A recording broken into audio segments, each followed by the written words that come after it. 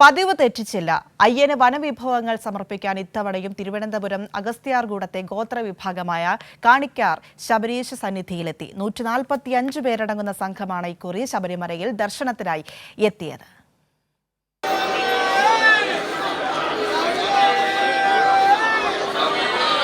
മുളംകുറ്റിയിൽ നിറച്ച കാട്ടുതേൻ, കാട്ടിൽ വിളഞ്ഞ കദളിക്കുല, കാട്ടുകുന്തിരിക്കം, മുളയിലും ചൂരിലും നിർമ്മിച്ച പൂവട്ടികൾ തുടങ്ങിയവയാണ് അയ്യന് കാണിക്കയായി സംഘം സമർപ്പിച്ചത്. കാലങ്ങളായി പിന്തുടരുന്ന ആചാരങ്ങൾ തുടർന്നു കൊണ്ടുപോകാൻ കഴിയുന്നതിൽ സന്തോഷമുണ്ടെന്ന് സംഘത്തിലെ ഗുരുസ്വാമി വിനോദ്.